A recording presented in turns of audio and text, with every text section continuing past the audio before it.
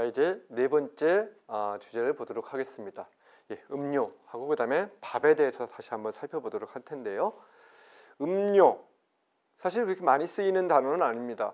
그런데 음식이라는 단어를 생각을 해보면은 재밌어요. 여러분들 음식 했을 때는 그냥 뭐 이렇게 씹을 수 있는 것만 생각하기 쉬운데요. 사실은 음이란 것 자체가 마시다 이 뜻이에요. 그렇죠? 그러니까 먹고 마시다 이 뜻이 바로 음식인데 어느 순간 우리는 음은 있고 식만 생각하는 경우가 많습니다. 근데 원래 음식이란 단어가 만들어질 때부터 그 마시는 것도 꽤나 중요한 우리의 먹거리 중에 하나였어요. 그럼 여러분 마시다 하면 뭐가 제일 먼저 생각나나요?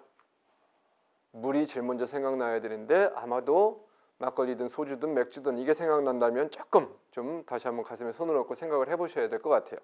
그런데 어쩔 수 없이 물은 늘 마시는 것이기 때문에 특별하게 이제 마시다의 대상은 되지 않고요. 보통 음식이라고 했을 때는 우리는 물보다는 술이라든지 아니면 차라든지 이런 것들을 생각을 하게 되는 거죠. 자, 그 중에 몇 가지 우리가 좀 살펴볼 텐데요. 술은 사실 뭐 여러 사람들이 좋아할 수밖에 없는 여러 가지 이유가 있는데 그 중에 하나가 바로 취한다는 거예요. 근데 이 취하는 이 음식을 이 마실 것을 만들기 위해서 사람들이 먹어야 될 곡물들이 사용된다는 것이 문제죠. 사실 우리의 역사를 살펴보면 금주령들이 아주 많이 내렸는데요. 이 금주령은 뭐 여러 가지 이유를 대요. 뭐 사회의 풍기문란의 이유를 대는데 사실 그거보다 더 근본적인 이유는 뭐냐면 먹을 것이 부족한 상황에서 그것을 다시 발효시켜 갖고 순간적인 즐거움만 주는 이 술을 만든다는 게 죄악이었던 거죠. 생각을 해보면 과거에 소주 한 병을 얻기 위해서 얼마나 많은 곡물들이 소비가 되어야 되는가를 생각을 해보면 그것이 맞을 것 같긴 해요.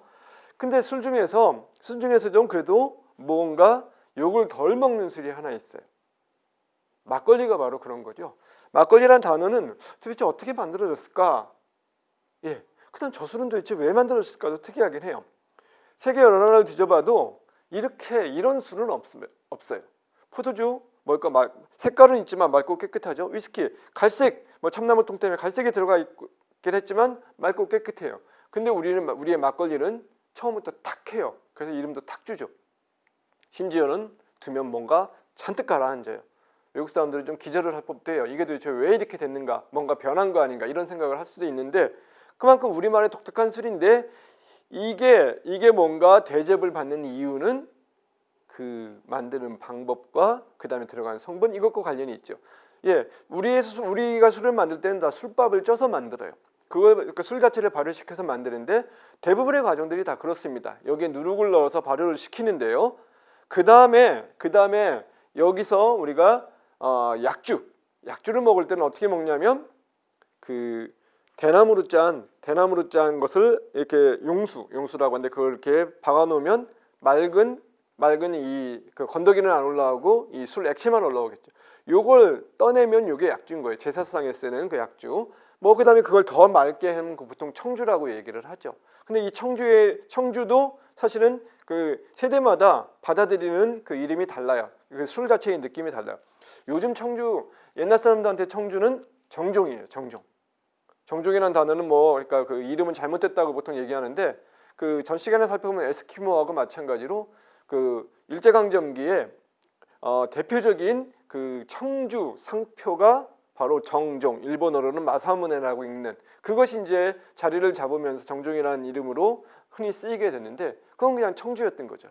특별히 이제 제사상에 올리는 술은 약주라고 해서 구별하는 경우가 있는데 구별이 잘 안 되는 경우가 또 많습니다. 그리고 약주는 술 자체를 높여서 부를 때 모든 사람들이 이렇게 쓰기는 하는 거죠. 거기에 독특하게 이제 탁주가 자리를 잡는 건데 발효시킨 다음에 아까 같이 이렇게 용수를 박아서 맑은 것만 떠내면 되는데 그렇지 않고 대충 떠나다 보니까 밥알이 동동동동 떠 있어요. 그래서 동동주라고 이름을 붙이기도 하고 그 다음에 저거를 마구 휘저은 다음에 거친 배로 받쳐갖고 걸러냈어요. 마구 걸러냈어요. 거칠게 걸러냈어요. 그래서 막걸리라고 하는 거죠. 사실 이제 우리 음식점 가면은 동동주하고 막걸리하고 구별해서 붙어 있는 경우가 많은데 똑같아요. 그냥 밥알을 몇 개 띄우느냐 안 띄우느냐의 차이일 뿐이고 두 개의 방법은 거의 같다고 보면 됩니다. 근데 이게 왜 특별한 술이라고 우리가 인식이 되냐면요. 바로 그 들어가 있는 밥알이 아까우니까 그것마저도 거칠게 걸러서 먹는 거죠.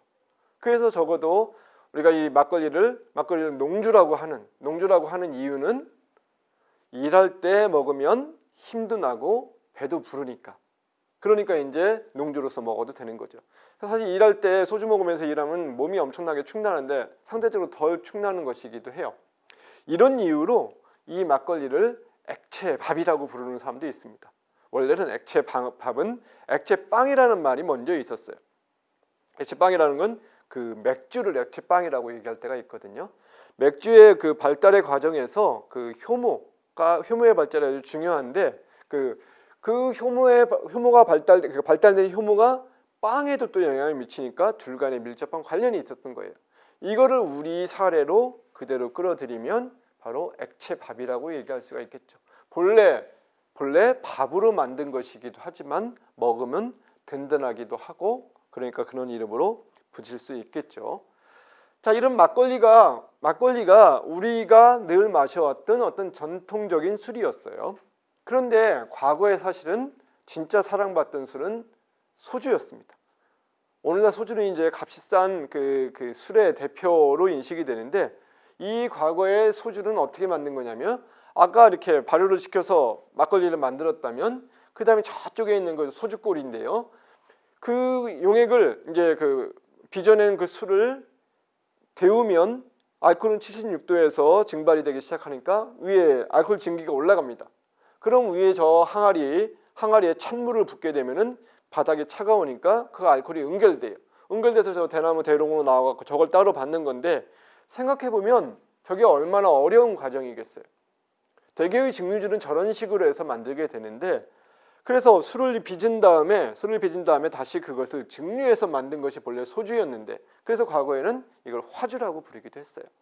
불을 써서 다시 증류를 해야 돼서 그런 기도 하고 근데 이제 문제는 뭐냐면 나중에 이것과는 아주 다른 방식의 술이 나온 것이 바로 희석식 소주였죠. 일제강점기에 나오고 사실 이 희석식 소주는 우리나라만 먹는다고 해도 과언이 아니에요.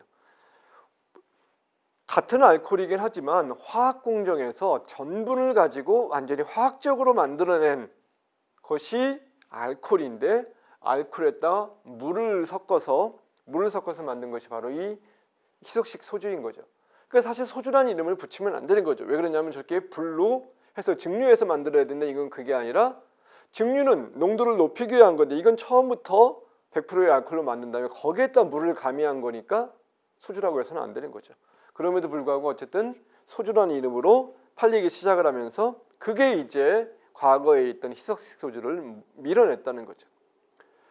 술의 역사를 살펴보면 되게 특이한 술이고 저걸 음식이라고 해야 되느냐 화학약품이라고 해야 되느냐 뭐 이런 생각이 들 수 있을지 모르겠지만 술은 결국은 먹는 게 알코올 성분을 가지고 취하느라고 먹는 거잖아요. 그걸 생각해보면 그리 나쁜 일도 아니라는 생각이 듭니다.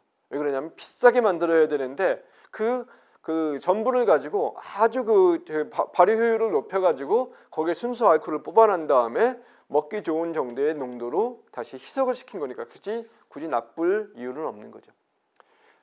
사람들의 인식을 들여다볼 수 있는 것 중에 하나는 바로 뭐냐면 이 쇠주란 말입니다. 소주도 부족해서 쇠주라고 하기도 하는데 사실 소주가 쇠주가 될 일은 없어요. 그 단어의 어떤 발음의 변화에서 이런 법칙은 발견할 수가 없습니다. 그럼 도대체 이건 뭘까? 바로 사람들이 이거에 대한 애정을 표현한 거라고 할 수 있겠죠.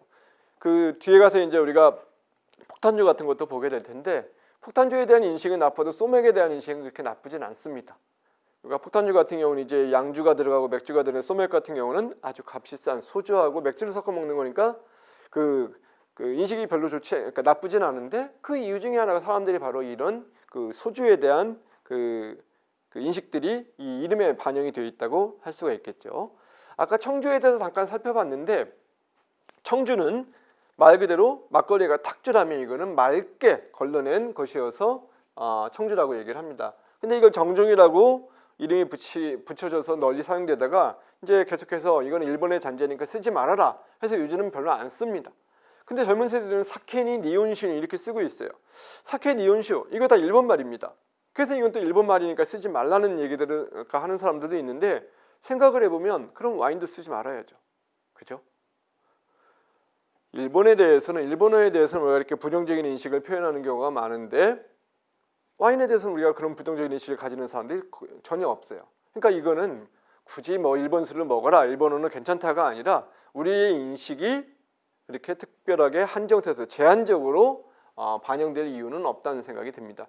계속해서 지금 밥상의 주인에 대해서 말씀을 드리고 있는데 이것조차도 결국은 오늘날 세계화된 사회에서 프랑스에서 빚은 와인도 우리 상에 올라올 수 있고 그 다음에 뭐 스코틀랜드에서 빚은 위스키, 그 다음에 뭐 그 러시아의 보드카도 올라올 수 있고 그 다음에 일본에서 빚은 사케나 니온슈가 못 올라올 이유는 없는 거겠죠. 이 모두가 결국 우리의 밥상의 주인이 될 수 있으니까 굳이 그걸 거부감을 가질 이유는 없을 것 같습니다. 그래서 오히려 요즘 젊은 세대들은 그냥 사케라고 부르는 경우도 아주 많은 것 같아요. 사실 사케란 말 자체가 그냥 그 술이라는 뜻이니까 적절하지는 않아요. 왜 그러냐면 우리가 그 사케라고 했을 땐 특정한 이런 일본에서 만든 술을 얘기를 하잖아요. 그럼 니온슈라고 해야 되는 게 맞는데 생각해 보면 와인이란 말도 포도주를 가리키긴 하지만 그 알코올성 음료 모두를 가리키기도 하잖아요. 특별히 그렇게 잘못된 용법은 아니라는 생각이 들기도 합니다. 우리가 술은 늘 이렇게 한 잔을 먹습니다. 한 잔? 왜 그러냐면 옛날 시를 보더라도 노래를 보더라도 다 한 잔으로 나와요. 그러니까 그 정철의 장진주라는 그 보면은 한 잔 먹새군요, 또 한 잔 먹새군요. 한 동이를 먹더라도 계속해서 한 잔이라는 얘기를 하죠. 노래를 들어봐도 역시 뭐 늘 한 잔술이라고 나옵니다. 한 잔 또 한 잔을 마셔도 이런 식으로 나오지. 이렇게 하나의 술을 하나의 잔으로 먹는 것이 정상인데 사람들이 좀 다른 방식으로 먹는 경우도 있어요. 폭탄주가 바로 그러한 사례죠.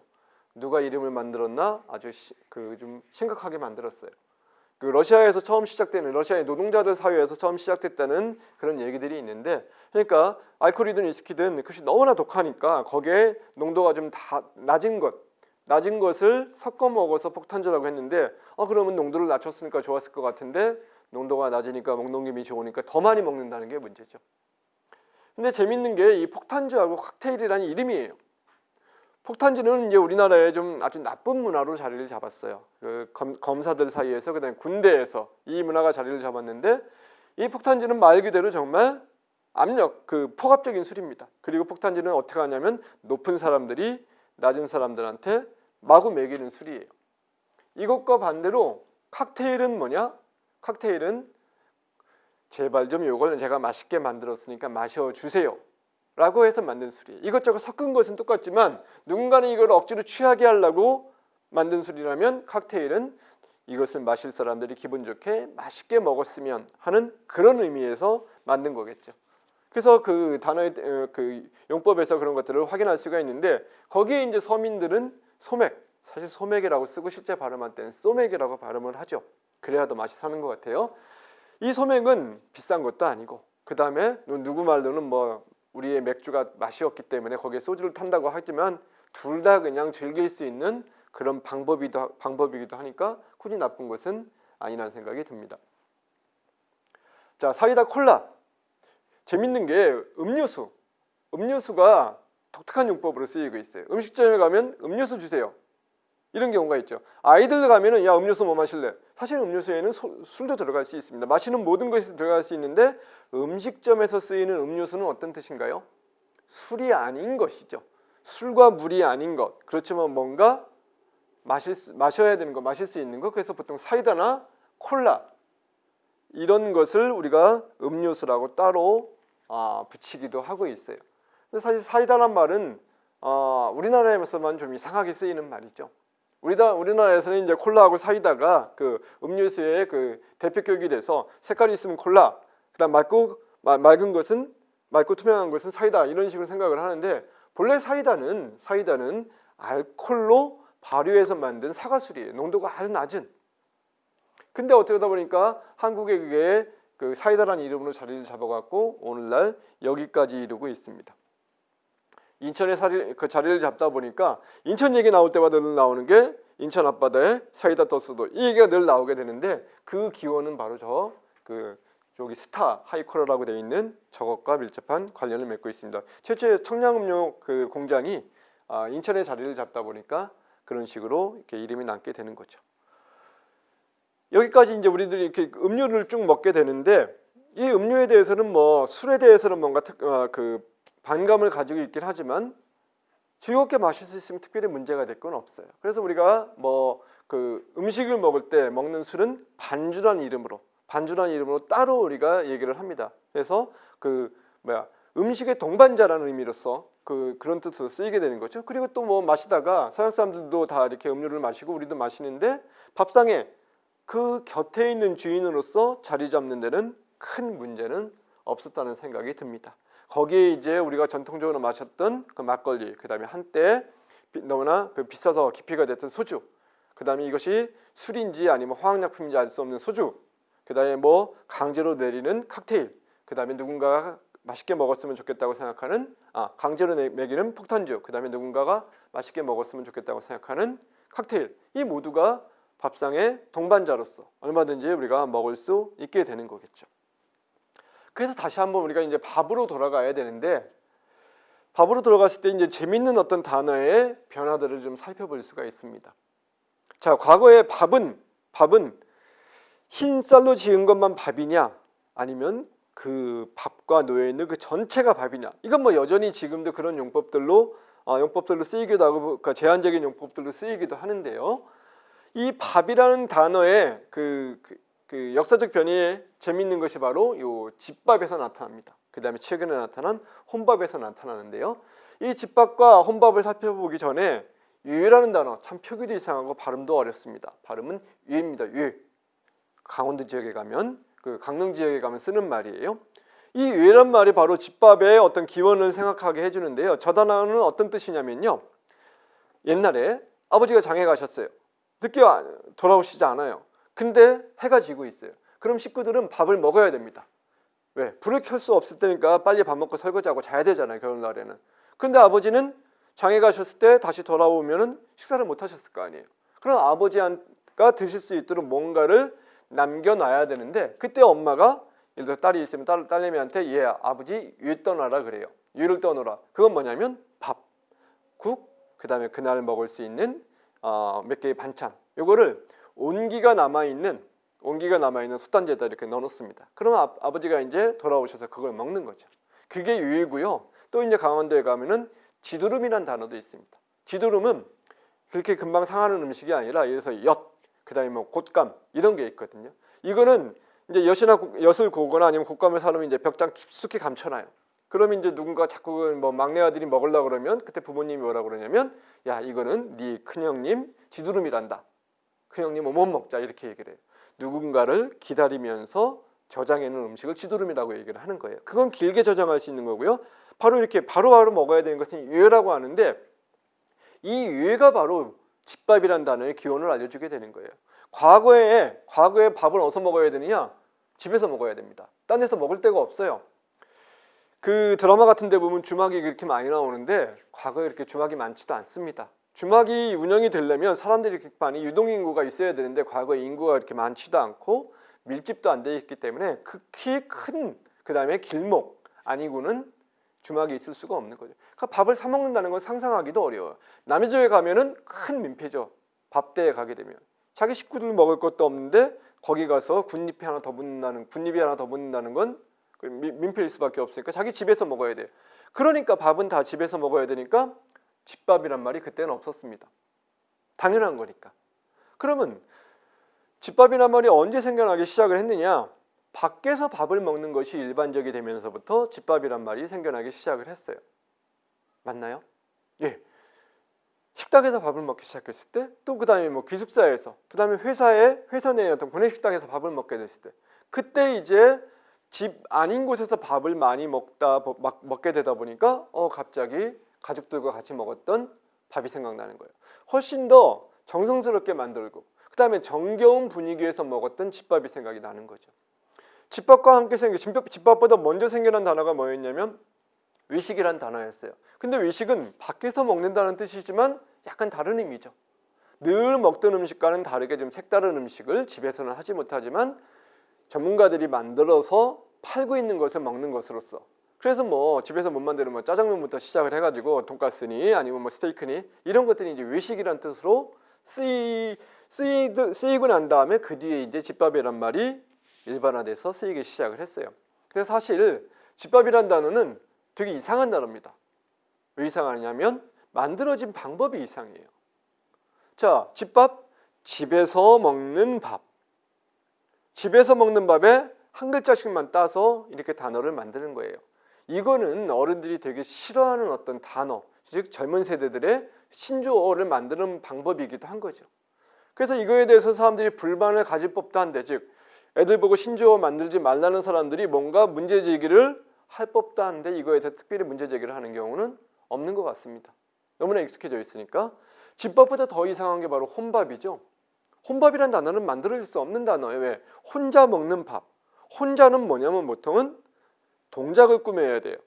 동사를 꾸며야 돼요. 근데 혼자 먹는 본래 혼자는 먹다를 꾸며준 건데 거기서 혼만 떼내고 그 다음에 밥만 떼내고 거기서 그친 게 아니라 나중에는 이제 혼밥이 아니라 혼행, 그 다음에 혼술 막 이런 뜻으로 쓰이고 있는 거죠. 이러한 것이 바로 뭐냐면 우리 삶의 변화를 보여주고 있는 겁니다. 과거에 집에서 밖에 밥을 못 먹으니까 유해를 따로 떠났어야 되는데 오늘날에는 오히려 집 밖에서 밥을 먹는 일들이 더 많아지다 보니까 집밥이란 말을 새롭게 만들어내고 여기에 이제 특별한 의미를 담게 되는 거죠. 맛은 떨어질지 모르겠지만 정성이 듬뿍 담겨 있는 가족 간의 정을 느끼면서 먹었던 이런 단어에 대해서 집밥이란 단어를 따로 쓰고 있는 거예요.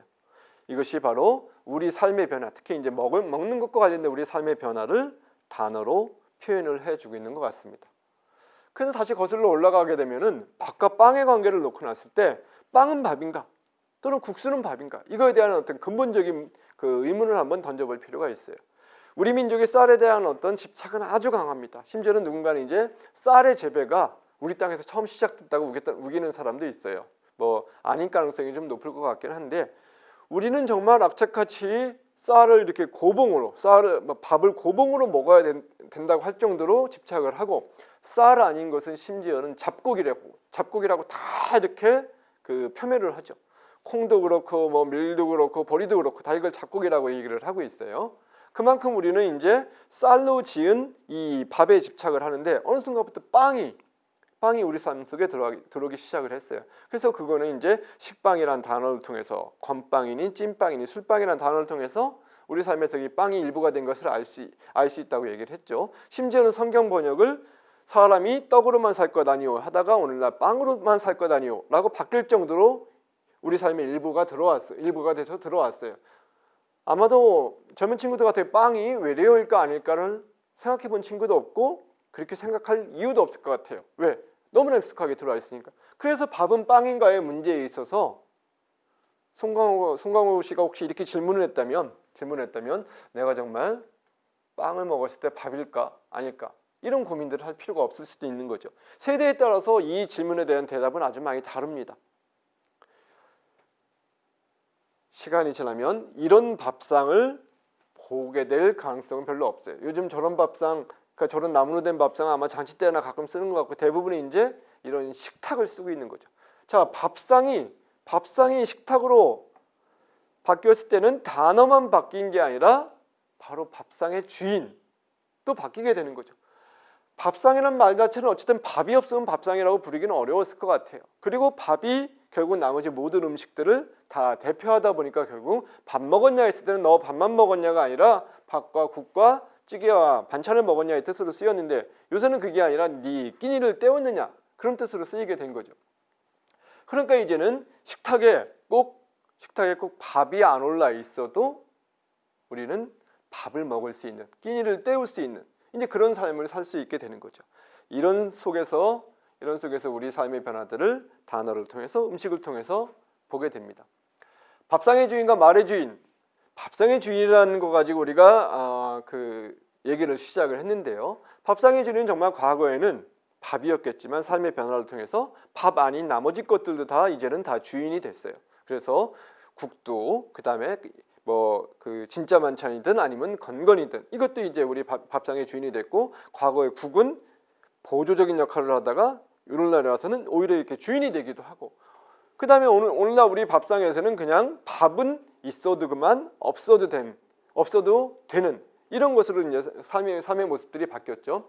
그렇지만 여전히 이 밥상이란 말은 쓰이고 있고 앞으로도 꽤나 많이 지속이 될 것 같아요. 그걸 누가 결정을 하냐면요, 그 밥을 먹는 사람들 그리고 그 밥을 짓는 사람들이 결정을 하게 되는 거죠. 그걸 저는 이제 말의 주인이라고 보통 표현을 하는데, 바로 저나 여러분들이 삶의 모습 속에서 이런 단어들을 쓰고 이 단어들의 변화가 우리의 삶의 모습들을 또 담아낼 수 있을 것이라고 생각이 되게 됩니다. 자, 그래서 밥상의 주인은 여러분들이고 말의 주인도 또한 여러분들인데, 밥상의 주인으로서 우리 음식과 관련된 말들을 생각해 보면서 맛있고 배부르게 드시기 바랍니다. 예, 이상으로 강의를 마치도록 하겠습니다. 감사합니다.